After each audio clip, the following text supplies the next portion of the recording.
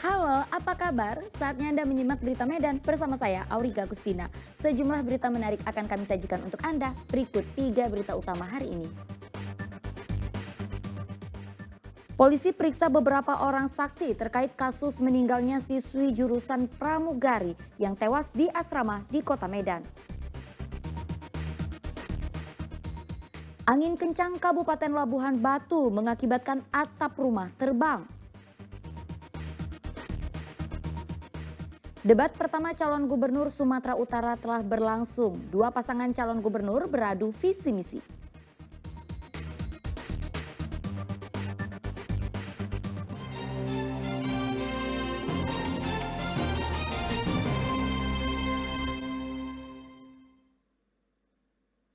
Informasi pertama untuk Anda, menyikapi laporan keluarga korban terkait dugaan pembunuhan terhadap siswi calon pramugari, polisi memeriksa beberapa orang saksi termasuk pihak keluarga dan teman sekolah korban.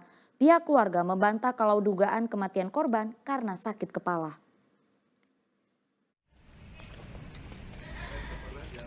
Polisi memeriksa beberapa orang saksi terkait dugaan pembunuhan Ade Nurul Fadilah, siswi jurusan pramugari yang tewas di asrama.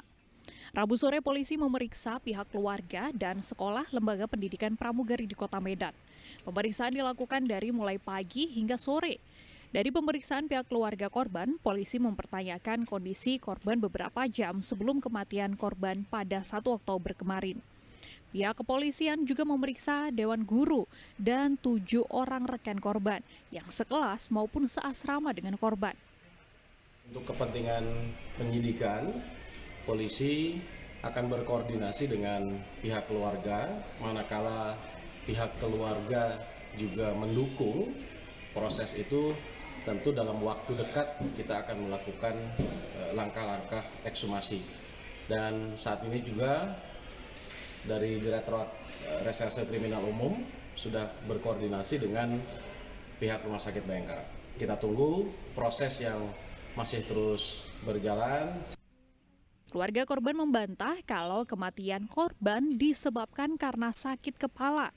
Karena sekitar 1 hingga 2 jam sebelum kematian korban sempat mengirimkan rekaman nyanyian ke keluarga dan teman lelakinya. Nah, jadi kalau saya bantah. Jadi tidak ada yang berat yang kesannya gimana, enggak. Pak, ada bukti apa Pak yang dibawa kemari Pak? Kita bawa ya itu ya udah kita flash disk, video dan foto-foto yang ada, termasuk juga HP untuk forensik digitalnya.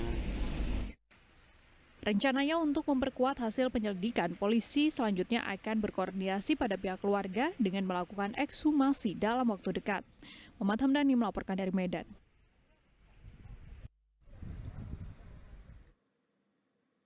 Ya, kematian seorang siswi calon pramugari di Medan jadi misteri.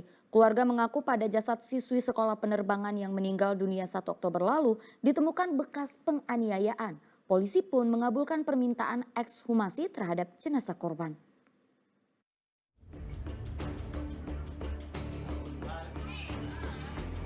Bukti video diperlihatkan keluarga almarhum Ade Nurul Fadilah, siswi sekolah penerbangan jurusan pramugari yang meninggal dunia saat pendidikan di Kota Medan 1 Oktober lalu. Pihak keluarga menemukan kejanggalan penyebab kematian yang tidak wajar. Di tubuh gadis 19 tahun itu terdapat sejumlah luka yang diduga akibat penganiayaan.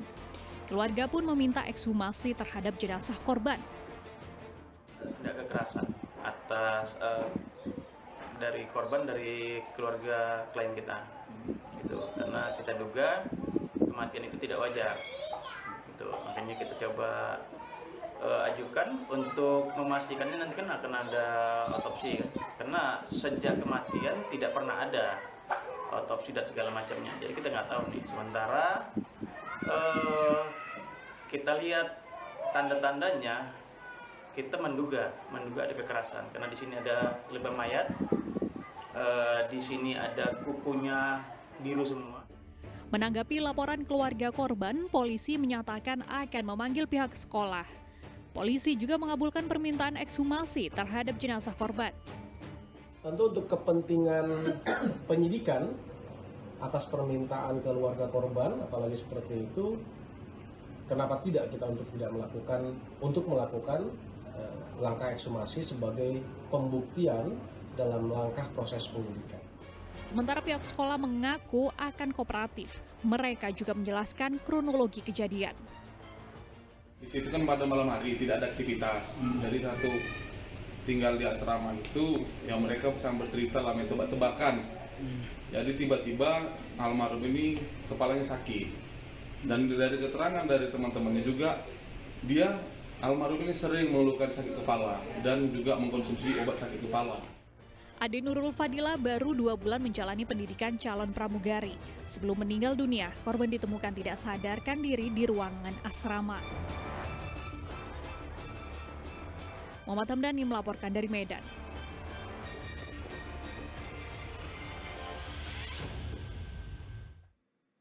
Jenazah seorang pria ditemukan hanyut di aliran Sungai Deli, Kota Medan. Tidak ditemukan identitas apapun pada jenazah.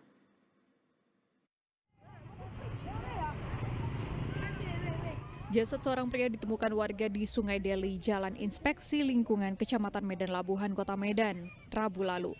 Warga yang menemukan jasad tersebut langsung berenang dan menarik jasad ke pinggir Sungai Deli, kemudian menghubungi petugas kepolisian dari Polsek Medan Labuhan. Apa bos lihat ada orang hanyut, tanpa pikir panjang bos langsung ke saya, bapak saya, udah Pit itu ada mayat, tolong jangan ditonton aja, naik aja, nanti payah nih pak, udah naik aja, ya udah saya naik aja. Pak, kalau dari bang jari jasadnya itu jenis kelaminnya apa? Pria. Iya. Nah, kalau usia tuh mungkin 60 tahunan tuh. Udah tua juga pak. Udah tua juga. Sempat tadi lihat identitas di kantongnya ada atau apa? Dompetnya nggak ada aja. Ya. Jenazah telah dibawa ke Rumah Sakit Bayangkara Medan untuk diotopsi.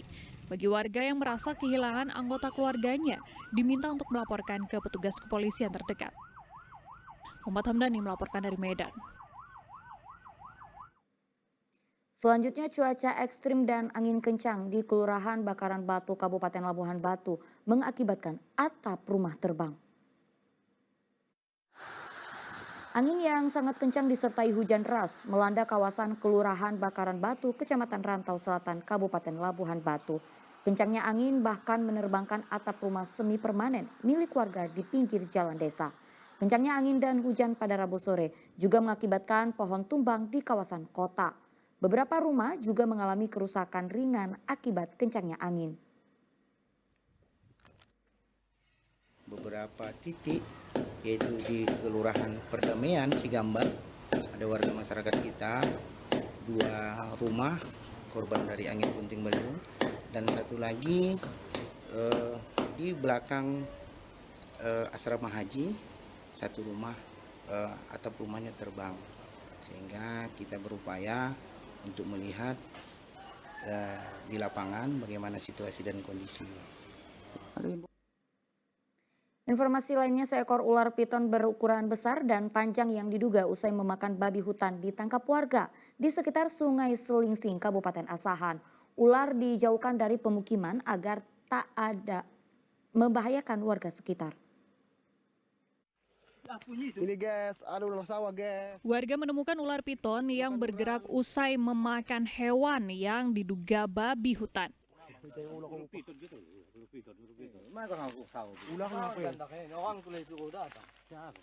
Ular pertama kali ditemukan warga saat bekerja memanen buah sawit di sekitar Sungai Selingsing, Desa C2 Hulu, Kabupaten Asahan. Ular yang memiliki corak kecoklatan tersebut memiliki ukuran panjang hampir 11 meter.